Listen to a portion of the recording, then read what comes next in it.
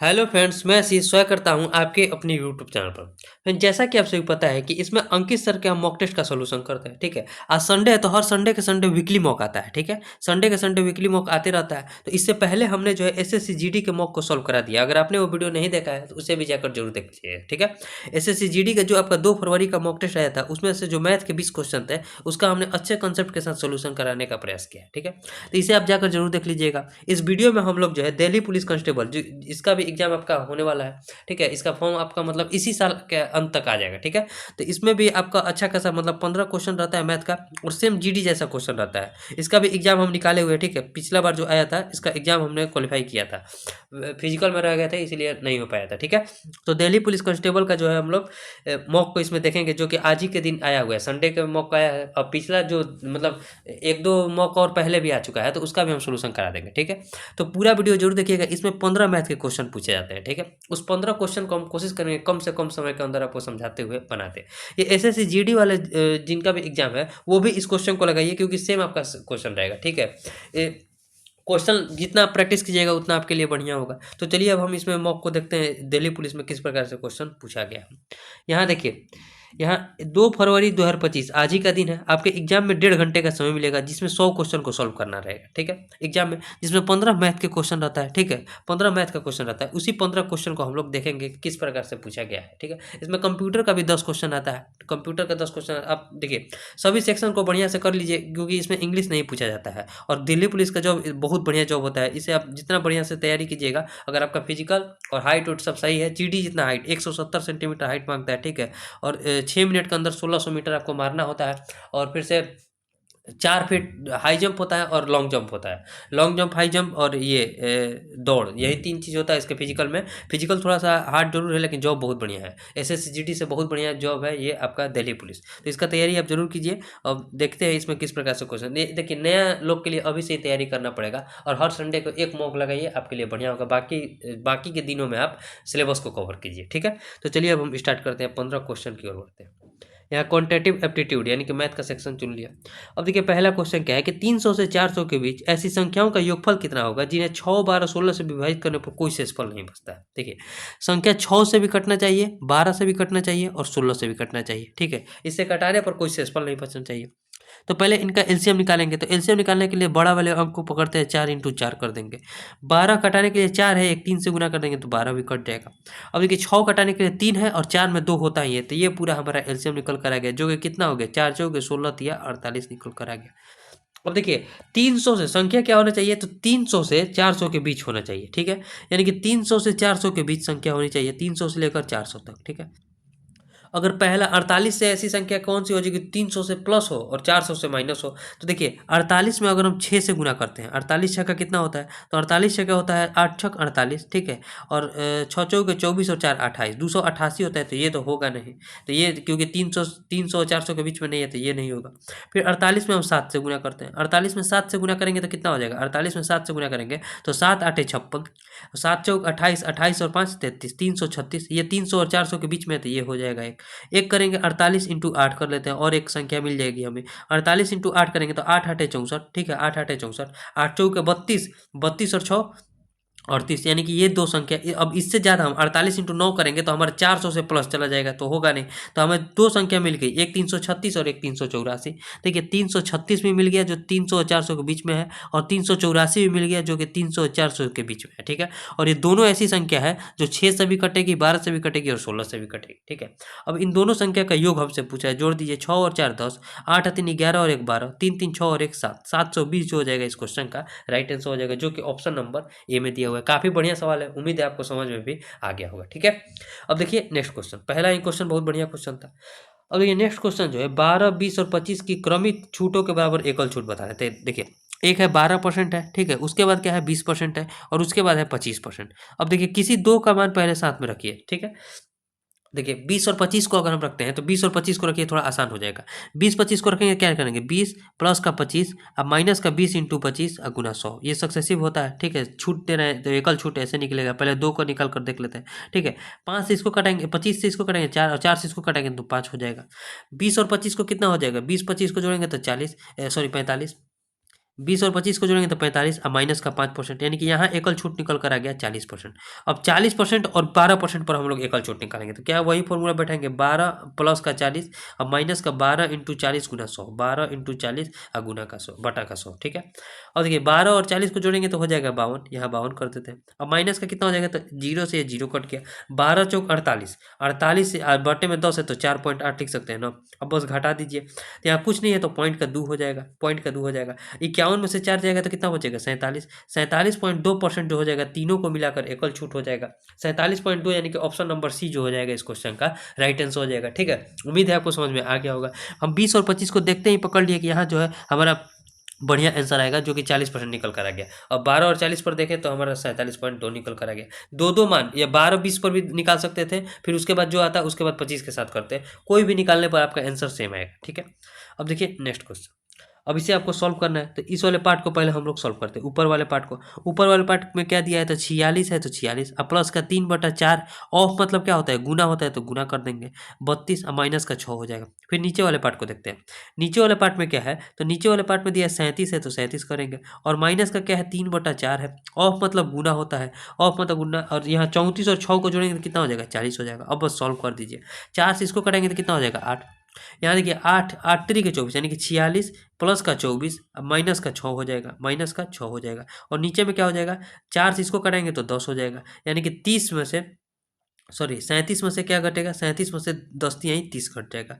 अब ऊपर वाले पार्ट को सॉल्व कीजिए, 46 24 कितना होता है, 46 4 50 और 10, सॉरी 46 और 4 50 और 20 70, 70 में से 6 गया तो कितना बचा, 70 में से 6 जाएगा तो हमारे पास बचेगा 64, ठीक है, यहाँ 64 हो जाएगा, 64 हो जाएगा। अब बटे में कितना हो जाएगा, तो 7, 64 अब बटे में 7 हो जाएगा। 64/7 देख लेते हैं और किस ऑप्शन में दिया है, 64/7 को आप ध्यान में रखिएगा, 64/7 यानी कि ऑप्शन नंबर डी जो हो जाएगा इस क्वेश्चन का राइट आंसर हो जाएगा। इसमें कुछ करना नहीं था, केवल आप मतलब सॉल्व कीजिएगा, आराम से आंसर आ जाएगा। ऑप्शन डी पर क्लिक करेंगे और आगे बढ़ जाएंगे।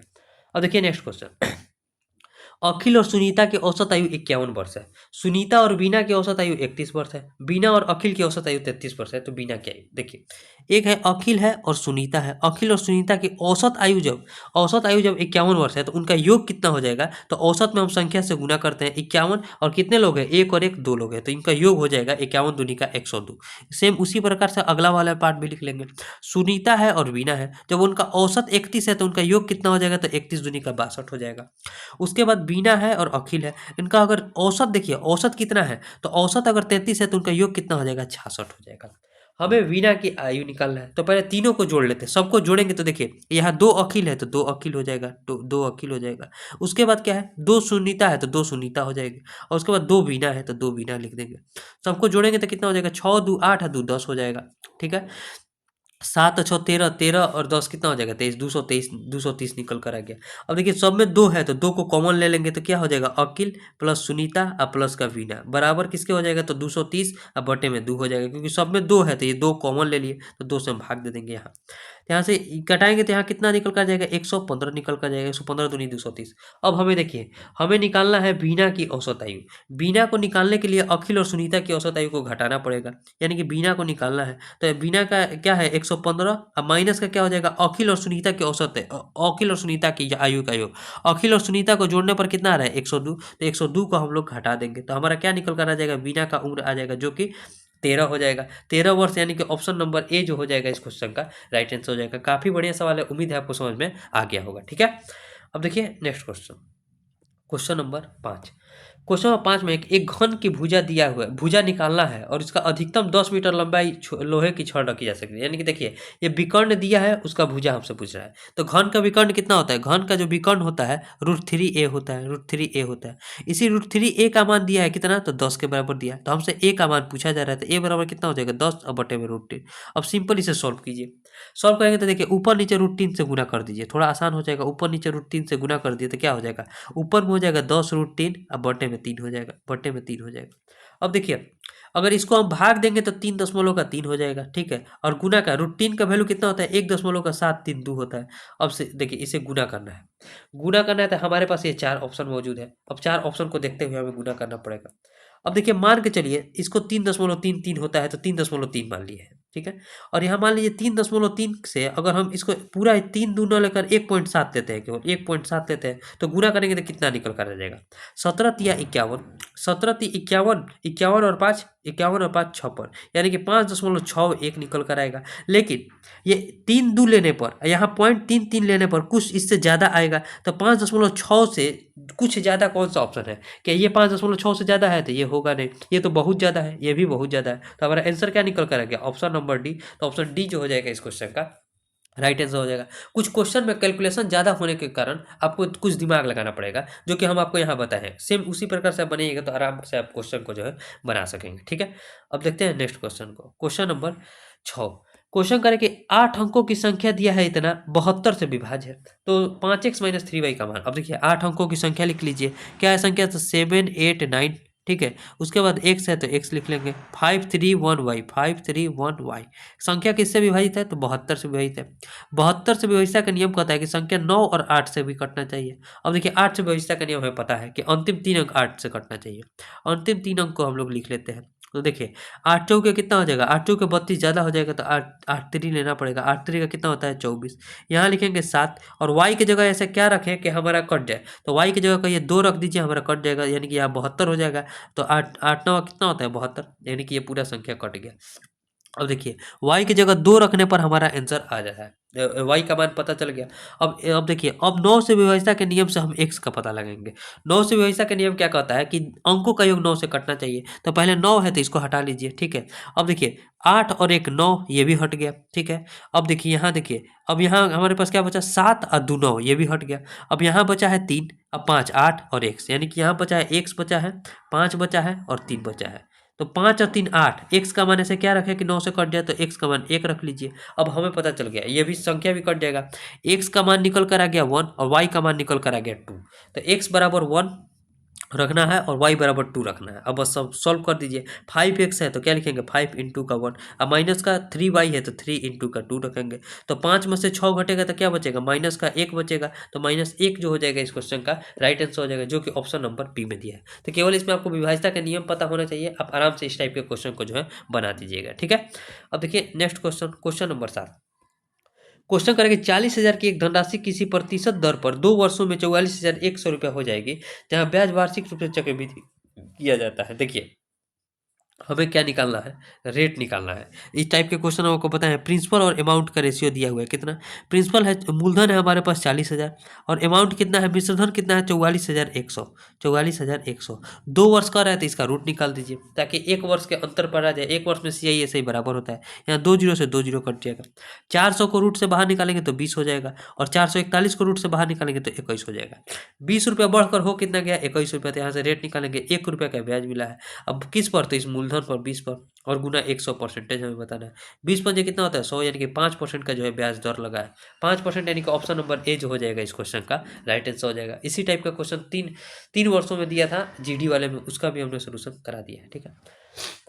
अब देखिए ये क्वेश्चन, क्वेश्चन करें कि चीनी का मूल्य 15% बढ़ जाता है, चीनी की खपत में कितने % की कमी करनी चाहिए जिससे चीनी की खरीद पर होने वाले खर्च समान रहे? यानी कि देखिए पहले अगर चीनी का मूल्य 100 रुपये था, तो अब चीनी का मूल्य हो गया 115 रुपये, ठीक है। यानी कि कितना हो गया? 20 से 23 हो गया, 23 पाँचे 115, ठीक है। तो खपत को बराबर करना है, यानी कि 23 से 20 करना है, तो कितना रुपये का चीनी के खपत में कमी करना पड़ेगा? तो 3 का कमी करना पड़ेगा, किससे? तो 23 से, और गुना 100 परसेंटेज बताना है, ठीक है, परसेंटेज बताना है। तो क्या करेंगे? 300 और बटे में 23 कर देंगे। 300 बटे 23 को सॉल्व कर दीजिए। 23 से कम 23 हो जाएगा, 7 जीरो 23 दिया 69 हो जाएगा, 13 दशमलव समथिंग आएगा। तो देखिए 13 दशमलव समथिंग में एक ही ऑप्शन है, ऑप्शन नंबर ए। तो पूरा सॉल्व करने की जरूरत नहीं है, 13.04%। जहाँ कैलकुलेशन थोड़ा सा हार्ड लगने लगता है वहाँ ऑप्शन को आपको देखना है, ठीक है। एक ही ऑप्शन में था, 13 तो हम ला ही दिए थे, उसके बाद पॉइंट में जो भी था एक ही ऑप्शन में था, तो वही हमारा राइट आंसर हो जाएगा। अब देखिए नेक्स्ट क्वेश्चन, क्वेश्चन करें कि ए और बी की आयु का अनुपात 100:y है। जब ए की आय में 20% की वृद्धि होती है और बी की आय में 40% की कमी होती है, तो ए और बी की आय का अनुपात 5:6 हो जाता है। तो 3x + 2y या बट्टे में 5x - y का मान बताना है। देखिए समझिए, x है और y है, ठीक है। यहाँ समझिए एक्स है और वाई है। एक्स में क्या हो रहा है, ए की आय में पहले यहाँ लिख लेते हैं, ए और बी के आय का अनुपात दिया है कितना, एक्स अनुपात वाई। अब कह रहा है कि ए की आय में 20% की वृद्धि, 20% की वृद्धि यानी कि 120% हो जाएगा, और वाई की आय में 40% की, सॉरी बी की आय में 40% की कमी यानी कि कितना हो जाएगा, 60% हो जाएगा। तो अब आय कितना हो गया, तो आय हो गया हमारा 5:6 के अनुपात में, यानी कि 5/6 हो गया। अब सिंपल सॉल्व कर दीजिए, यहाँ 20 से कटाएंगे तो 6, और 20 से इसको कटाएंगे तो 5 हो जाएगा। यहाँ 20 से कटाएंगे तो 3, और 20 से इसको कटाएंगे तो 5 हो जाएगा। ये 5 से 5 कट गया, ठीक है। अब चाहेंगे तो इसको भी कटा सकते हैं, 3 से इसको कटा देंगे तो 2 हो जाएगा, ठीक है। ऊपर में बचा 2x, नीचे में बचा y, बराबर किसके बचा, तो 5/6 के बच गया। यानी कि यहाँ से अगर देखा जाए तो x/y यानी कि x अनुपात y कितना निकल कर आ जाएगा, तो x अनुपात y देखिए ये हो जाएगा 6 दूनी का 12 यानी कि 5 अनुपात का 12 निकल कर आ गया। x अनुपात y हम निकाल सकते हैं कैसे, तो वो भी हम आपको बता देते हैं कैसे। यहाँ देखिए x/y बराबर कितना हो जाएगा, तो ऊपर में 5 हो जाएगा, ये जो 2 है इधर आकर गुना में हो जाएगा, तो इसी को हम रेशियो में लिख लिए 5:12। अब हमसे क्वेश्चन में इसका मान पूछ रहा है, इसका मान सिंपल पुट कर दीजिए 5:12 के। देखिए इसको हम यहाँ सॉल्व कर देते हैं, ठीक है। यहाँ 3x है, x की जगह क्या लिखेंगे, 5 लिखेंगे। अब प्लस का 12y है तो y, सॉरी 12 नहीं 2y है, 2y है, तो 2 इंटू का y की जगह क्या लिखेंगे, तो 12 लिखेंगे। अब बटे में कितना हो जाएगा, 5x है तो 5 इंटू 5 लिखेंगे, और माइनस का y है तो 12 लिख देंगे, ठीक है। 5 3 15, 15 24 कितना होता है, 15 24 39 होता है, ऊपर वाले पार्ट का मान 39 आ गया। और 25 में से 12 जाएगा तो 25 में से 12 जाएगा तो 13 बचेगा, कटा देंगे तो आंसर निकल कर आ जाएगा 3। तो यही 3 हमसे पूछ रहा है, तो 3 ऑप्शन नंबर डी में दिया, तो ऑप्शन नंबर डी जो हो जाएगा इस क्वेश्चन का राइट आंसर हो जाएगा। काफ़ी बढ़िया सवाल है, उम्मीद है आपको समझ में भी आ गया होगा। तो इसका राइट आंसर हो जाएगा ऑप्शन नंबर डी, ठीक है। अब देखिए next question, question number 10। Question करें कि एक वस्तु को 115 रुपये में बेचने पर होने वाला लाभ इसी वस्तु को 104 रुपये में बेचने वाले हानि से 20% अधिक है। यदि वस्तु को 130 रुपये 80 पैसे में बेचा जाता है तो उसका लाभ परसेंट क्या है, समझिए। 115 रुपया, दोनों जगह हमें क्रैमुल निकालना पड़ेगा। तो देखिए 115 रुपया में बेच रहे हैं तो प्रॉफिट हो रहा है, तो प्रॉफिट में क्या होता है कि एसपी में से सीपी को घटाया जाता है, ठीक है। और 104 रुपया में बेच रहे हैं तो हानि हो रहा है, तो हानि में क्या होता है, सीपी में से एसपी को घटाया जाता है तभी लॉस होता है। तो यहाँ सीपी माइनस का 104 रुपये में बेच रहे हैं तो यहाँ प्रॉफिट हो रहा है और यहाँ लॉस हो रहा है, ठीक है, क्योंकि सीपी में से यहाँ घटा है, यहाँ एसपी में से घटा है। अब ये जो है इससे 20% अधिक है, क्वेश्चन में क्या कर रहा है कि 20% अधिक है, 104 रुपये में बेचने में हानि से 20% अधिक है। 20% को क्या लिख सकते हैं, अधिक है यानी कि 120% है, यही है क्वेश्चन में, ठीक है, 120% है। 20 से इसको कटाएंगे तो 6, और 20 से इसको कटा देंगे तो 5 हो जाएगा। 5 में इससे गुना कीजिए, 115 पाँचे कितना हो जाएगा, तो 100 पाँचे 500, 575 हो जाएगा। अब माइनस का कितना हो जाएगा, 5 सीपी हो जाएगा, बराबर किसके हो जाएगा, तो 6 में सीपी से गुना करेंगे तो 6 सीपी हो जाएगा। अब माइनस का 104 छके 624 हो जाएगा। अब सबको जोड़िए, 6 सीपी और 5 सीपी को जोड़ेंगे तो 11 सीपी हो जाएगा, क्योंकि माइनस है यहाँ प्लस हो जाएगा। और 624 और 575 को जोड़िए, 600 500 1100 75 24 99 यानी कि 1199 हो जाएगा इसको और इसको जोड़ने पर। यहाँ से सीपी का मान निकल कर आ गया कितना, तो इसको कटा देंगे तो 11 एकम 11 0 11 9 99, 109 रुपये उसका क्रैमुल हो गया। अब कह रहे हैं क्वेश्चन में कि 109 रुपये जो इसका क्रैमुल है उसे हम बेच रहे हैं कितना में, तो 130 रुपया 80 पैसा में। तो कितना का प्रॉफिट हो रहा है, यही क्वेश्चन में कर रहा है, इतना बेच रहे हैं तो कितना का प्रॉफिट हो रहा है, तो देखिए 21 रुपया 80 पैसा का प्रॉफिट हो रहा है। किस पर बेचने पर, तो इस 109 पर बेचने पर, और गुना 100 हमें परसेंटेज में बताना है कितना का प्रॉफिट हो रहा है, यही प्रॉफिट परसेंट हो जाएगा। अब देखिए एक जीरो से इस पॉइंट को हटा देंगे, पॉइंट को हटा दिए, 109 दूनी कितना होता है, 218 होता है, दूध है कितना हो जाएगा 20%, यानी कि 20% का जो है प्रॉफिट हो रहा है। 20% का प्रॉफिट यानी कि ऑप्शन नंबर डी जो हो जाएगा इस क्वेश्चन का राइट आंसर हो जाएगा। काफ़ी बढ़िया सवाल है, उम्मीद है आपको समझ में आ गया होगा, ठीक है। अब देखिए नेक्स्ट क्वेश्चन, क्वेश्चन करके साधारण ब्याज पर उधार दी गई एक निश्चित राशि 3 वर्षों में 13,000 और 5 वर्षों में 15,000 हो जाती है, तो वार्षिक दर बताना है। देखिए मूलधन और प्लस का 5 वर्ष का एसआई जोड़ने पर, 5 वर्ष का एसआई जोड़ने पर राशि कितना हो गया, 15,000 रुपया, ठीक है। और वही मूलधन और प्लस 3 साल का जब एसआई जोड़ रहे थे तो हमारा राशि कितना हो जाता था, 13,000 रुपया हो जाता था, ठीक है, 13,000 रुपया। अब यहाँ देखिए घटाइए, सबको घटाएंगे तो प्रिंसिपल से प्रिंसिपल कट गया, 5 में से 3 गया, 2 साल का एसआई बराबर किसके है, तो 2,000 रुपया के बराबर है, 15,000 में से 13,000 घटा दिए तो ठीक है। तो 1 साल का एसआई अगर हम निकालेंगे तो यहाँ 1,000 रुपया पड़ जाएगा। प्रिंसिपल निकालने के लिए 3 साल का एसआई निकालना पड़ेगा, तो 3 साल का एसआई कितना हो जाएगा, 3 साल का एसआई हो जाएगा 3,000 रुपया। अगर यहाँ से हम प्रिंसिपल देखें, इस पार्ट वाले प्रिंसिपल देखें, तो 13,000 में से 13,000 रुपया में से अगर हम 3 साल का प्रिंसिपल 3 साल का एसआई निकाल लेते हैं तो प्रिंसिपल निकल कर आ जाता है, जो कि हमारा हो गया 10,000 रुपया, ठीक है, 10,000 रुपया हो गया। अब समझिए हमें दर बताना है, रेट बताना है। तो रेट निकालने के लिए क्या करना पड़ेगा, रेट बराबर क्या होता है, मूलधन सॉरी ब्याज इंटू 100। एक साल का ब्याज कितना है, 1000 रुपया है, और एक साल का इंटू 100 कर देंगे, और उसका मूलधन कितना निकल कर आ गया, तो 10,000, तो 10,000 कर दिए, 10,000। ठीक है, 10,000। यहाँ कोमा है, ये कोमा है, ठीक है, इसको आप ध्यान में रखिएगा, कोमा है। अब देखिए 3 जीरो से ये 3 जीरो कट गया, और 1 जीरो से 1 जीरो कट गया, तो कितना रेट निकल कर आ गया, 10%। सिंपल आप इसको बना सकते हैं, ये पॉइंट नहीं है, ये कॉमा है, ये कॉमा है, ठीक है। इसको हम हटा ही देते हैं,